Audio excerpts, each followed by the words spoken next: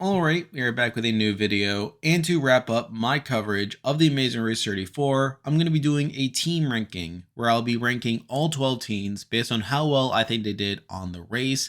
Now, admittedly, I am going to be largely focusing on the results here, and how consistent I feel like these teams did across the season, but there are 12 teams to talk about, and let's not waste any more time. Let's get right into the video. So starting off at number 12, we have the first boots of the season, and here we have Aastha and Nina. And admittedly, I don't think they're the worst team in the world, and I feel like if they came onto another season, that they probably would do better. But they just really got outclassed during this first leg, where a lot of the tasks were largely physical, which I don't feel like was well suited to their skill set. And through that, they ended up becoming the first boots here. They were also shown being the first team leaving the pit stop when everyone else had already gotten their directions. And while I was tempted to put another team even below them, I just feel like based on the results and them not really having too much to prop them up, I can't really have them any higher than number 12 here. Now moving on to number 11, and we are jumping a bit forward in the boot order here, but here we have Rich and Dom. And obviously they were very terrible in the race, where they literally got 9th place on the first two legs. They were also in 9th place at the end of the first half of the mega leg. And then obviously they ended up falling behind at the end to end up losing out. So really a very lackluster race, not really much to prop them up for.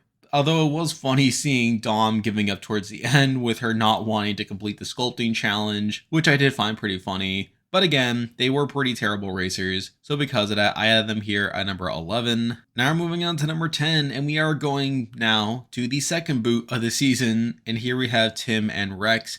And the funny thing is, they actually have a better average placement than Rich and Dom, with a 9 exactly, while Rich and Dom had a 9.33, which I did find pretty humorous, as they were booned by their first leg. They did get a 7th place finish there, and it was really due to their lackluster performance on the second leg that really did them in. So really not too much to prop them up either. I didn't have too much faith in Tim and Rex going into the season, but to be fair, they did kind of exceed my expectations on that first leg, and it was enough to land them above Rich and Dom at number 10. Now moving on to number 9, and we are again sticking with the boot order. But here we have Linton and Sharik, and they had an interesting track record across the season where they did start off pretty well with a 4th place finish on the first leg, 3rd place finish on the second leg, and even coming into the mega leg, they were in an okay position there, middle of the pack, but they really fell apart during that roadblock where obviously Sharik wanted to give up and she almost wanted to quit the race, but then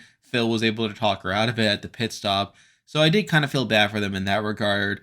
But then obviously they were unable to recover from that and were booted immediately afterwards. So on the whole, they definitely had a strong start and was strong enough to where I had them in somewhat high contention earlier on the season. But again, they kind of crumbled after that second leg. So because of that, I do have them here at number 9. Now we're moving on to number 8, and we have another team that's kind of similar to Linton and Sharik in that they had a very strong start, but then kind of fell off thereafter. But here we have Glenda and Lumumba, and they had a really good start, getting 2 second place finishes in a row to start off the race. And again, they were able to do well during that stretch. But even then, and I talked about this in my power rankings, I never had the most faith in them as a team, as it did feel weird for them to actually go on to have a deep run, despite them having a strong start. And we did see that immediately afterwards in the mega leg, where they fell really far behind, falling all the way to last place during the first half of that mega leg. And had Rich and Dom not suck so much, and had Linton and Sharik not basically tried to quit the game, then Glenda and Lumumba would have been in a lot of danger there. And they're really unable to recover beyond that, where they get a 7th place finish in leg 4, they get second to last in leg 5, and then they're booted immediately afterwards.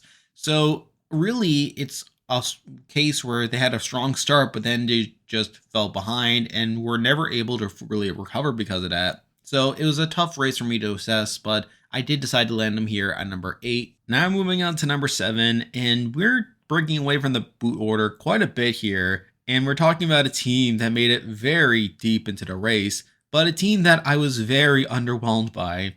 But here we have Aubrey and David. And to their credit, they did get the 4th place. They did come 1 leg away from the finale, but their race was very up and down, where right off the bat, they were second to last. They could have been the first boots of the season, but they just scrape on through that. Leg 2, they don't do much better, getting 8th place there. Now they do bounce back in the mega leg where they are able to squeak out a 6th place finish there, so middle of the pack. But then right away in leg 4, they're back to 8th place, second to last there. In leg 5, they jump back up to 2nd place, which was interesting. Like leg 6, they're back to being second to last.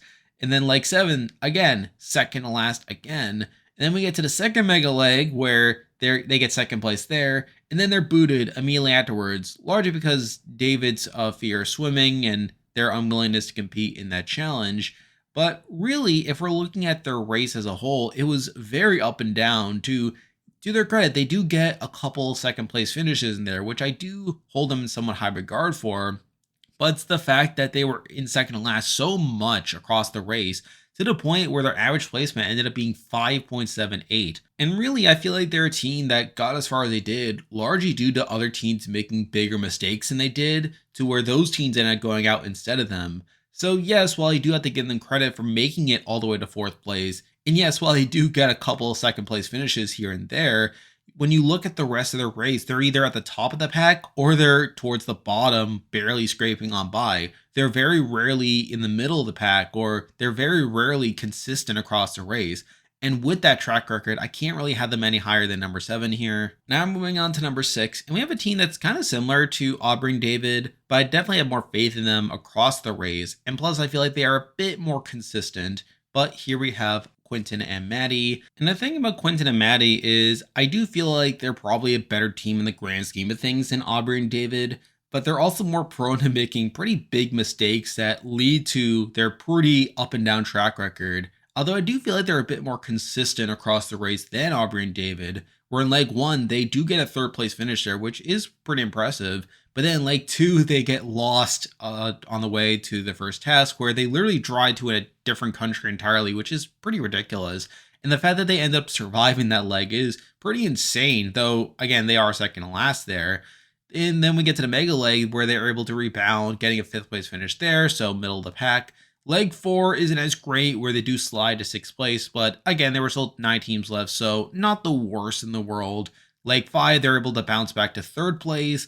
And then leg 6, again, they do bump back down again, but again, they do at least get 5th place there, so not quite second to last. And then leg 7, they just get lost again, and they end up being taken out as a result. So it's, again, another up and down race for me, and I do feel like their navigation is one of their biggest flaws as a team. But with that said, I am a bit more impressed by their ability to recover for their mistakes, where again during leg 2 they should have been dead to rights there. Like the fact that they literally drove to another country should have been the death nail to their race, but the fact that they were able to get back to the task with enough time to race through them and then somehow squeak it out against Tim and Rex is very impressive to me. And plus, again, I do feel like their overall placements are a bit more consistent across the race. They actually have a considerably higher average placement of 5.43 compared to Aubrey and David. So with all that in mind, I did decide to give them the edge. And because of that, they're here at number 6. Now I'm moving on to number 5, and we actually have the earliest boots left to talk about. But here we have Abby and Will. Now, admittedly, considering their placement, I don't think they ran the best race in the world, and it's really hard to say whether they would have done well moving forward beyond that. But if we are looking at their track record, they were seeming to get better as the race went along, where they do get off to a rocky start, getting an 8th place finish in leg 1, 6th place finish in leg 2. That's not particularly great, but then they are able to bounce back quite a bit, getting 3rd place in the mega leg. In leg 4, they're able to follow it up with a 4th place finish. And then we know what happens next with them being pulled from the race after they get a positive COVID test. And considering the fact that they are in 8th place at the end of it, I can't really say that they're the best team in the world. And it is sort of weird that I have them this high on the list. But if we're comparing them to the other teams we just talked about, people like an Aubrey and David or a Quinton and Maddie or even a Glenda and Lumumba, I do think Abby and Will are a bit more consistent than those teams. And again, they did do pretty well on their last 2 legs with that 3rd place finish and the 4th place finish. And who knows how they would have done moving forward, where I feel like they were definitely starting to find their stride on the race. And had they been allowed to continue, then who knows if they were able to keep that up. So I feel like a mixture of them being more consistent, plus the nature in which they were taken out of the race, was enough to have them at least this high. Though realistically, I feel like if we didn't have as many teams that were as topsy turvy as Aubrey and David, then realistically, Abby and Will would be lower on this list. But again, considering who we had to deal with, I did decide to land them here at number 5. Now moving on to number 4, and we are back sticking with the boot order to a degree. And we actually had the first team on this list that actually won a leg, which is pretty crazy all things considered. But here we have Marcus and Michael. And again, they are the first team on this list that actually won some legs. They won 2 legs over the course of their season. But they're also a team that was very accident prone, and they made quite a bit of mistakes across the race, with them like going to the wrong place, with them screwing up in certain tasks. And yet despite that, they were able to recover relatively decently for a lot of the race, where if we are looking at their track record, they don't get out to the best start, getting a 6th place finish in leg 1, but then they bounce right back, winning the second leg, which is pretty good. In the mega leg, they do pretty well, where they do hold the lead for a decent amount of it, only to fall behind soon enough to Emily and Molly. But even with them making some mistakes along the way, the fact that they were still able to get a 2nd place finish in that mega leg was pretty good. They are able to follow it up with a 3rd place finish. And then leg 5 isn't as good, where they get a 5th place finish there, but they are able to bounce back again with a 1st place finish in leg 6, winning that leg. Now their leg 7 wasn't great either. Again, 4th place finish there. And then we get to the mega leg where they really screw up, and really that's where their mistakes really catch up to them, where they fall behind and they're just unable to recover from that point, getting eliminated in 6th place. So if we are looking at their track record, they definitely had the highest average placement by a decent amount compared to all the other teams we just talked about. And again, they did win some legs over the course of their season. But if we're comparing them to all the other teams that are left to talk about, I just feel like they're the most accident prone compared to those teams. And plus, I feel like they were, again, pretty far from actually winning the race. Again, they got 5th place. So really, I couldn't contend with them being too much higher than number 4 here. Now moving on to number 3, and it is the final 3, the 3 teams that ran in the final leg. It's just a matter of ordering them. But at number 3, we are actually breaking with the placements here. But here we have Emily and Molly. And it's weird because they did technically get 2nd place on the race, but if we're comparing their track record to that of the final 3, it's definitely the least impressive, where they do get out to a rough start, getting 5th place in leg 1 and 7th place in leg 2. But then they're able to bounce back in the mega leg, where they're able to win that against Marcus and Michael, and it really set up this interesting rivalry between them moving forward. Now they do fall back to earth in leg 4, getting 5th place there, and 6th place in leg 5, but then they do get on another streak where they get 2nd place in leg 6, 3rd place in leg 7, but then I do feel like their end game is a bit wonky, where they get 2nd to last in the 2nd mega leg. That's not particularly great. And then they get 2nd to last again in leg 9, where if Aubrey and David didn't decide to not do the challenge, there is a chance that Emily and Molly are eliminated there, so that's not great. And then on the final leg, they are able to technically beat Luis and Michelle on that final task that allowed them to get their 2nd place finish. But really, across the season, Emily and Molly didn't do the best on the race. Now, obviously, the big thing to bring up with them is the fact that they had a leg injury for so much of the race, and obviously that took up so much of the screen time across the season, which does make me a bit more impressed by their overall performance, where the fact that they were able to make it through the entire race and getting some of these impressive results, despite the fact that they had an injured leg that bothered them throughout pretty much most of the race, is pretty impressive to me. But again, if we are comparing them to the top 2 teams, I feel like their record doesn't quite hold up as well. So because of that, I do have them here at number 3. Now we're moving on to number 2. And again, we have another team that ran in the final leg. But here we have Luis and Michelle. And obviously they were the clear number 2. They won the 2nd most number of legs across the season. And I do feel like they were a bit more consistent across the race than Emily and Molly. Though again, they still had plenty of hiccups, particularly right off the bat, where they get 10th place in leg 1. That's pretty bad there. But I do feel like by the time of the 2nd leg, they are able to start to find their footing, where they get 5th place in leg 2, In the mega leg, they're able to get up to 4th place. And then by legs 4 and 5, they're winning legs. They win those next 2 legs in a row. Now they do stumble a bit in leg 6, getting 4th place there, but they're able to bounce back again, getting 2nd place in leg 7, and then they win the 2nd mega leg, which is pretty good there. They're able to get 2nd place in leg 9, and then obviously in the final leg, it's really between them and Derek and Claire for a lot of that, and they really get stumbled on that final task where they obviously don't know that the black keys are also buttons. And through that, they're able to really fall behind to the point where Emily and Molly surpass them on that final task to where they end up getting 3rd place. So really, they're a team that is pretty strong across the race. Again, they do get 3 wins across the race, which is pretty good. They also get a couple 2nd place finishes and a 3rd place finish to boot. And really, their worst leg is their first leg. Probably the leg where really a lot of teams definitely were having a bit of a rusty start. And it really wasn't until later on in the race where a lot of those stronger teams started to find their footing. So really, I do feel like they're one of the more impressive teams from the season. And had they won the season, I would have been pretty impressed by the race that they ran.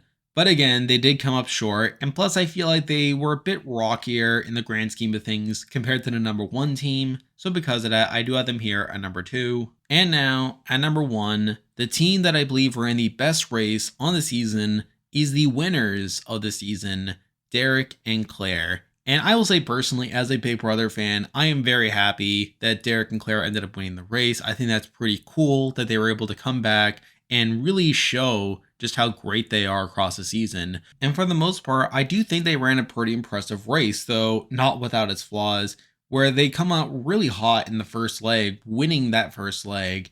I do think they get benefited by other teams not doing as well right out the bat. People like Louise and Michelle getting pretty rocky off the bat. You have Marcus and Michael, another very impressive team, getting off to a rocky start there. I feel like Derek and Claire were benefited by being more acclimated to these type of competitive environments that allowed them to do so well. But again, they do win that leg. Now, leg 2 is a bit rocky, where we obviously see Claire really struggling with that yodeling roadblock that caused them to fall really far behind. But to their credit, they were able to bounce back after that, getting a 4th place finish there. Then we get to the mega leg, which is definitely their worst performance on the race, where they really get hung up again on that roadblock during the first half of the mega leg, and they do end up finishing in 7th on that mega leg. Definitely their worst leg there. But then the rest of the way, they're in the top 4 the rest of the race, where they get 2nd place leg 4, 4th place in leg 5, 3rd place in leg 6. They win leg 7.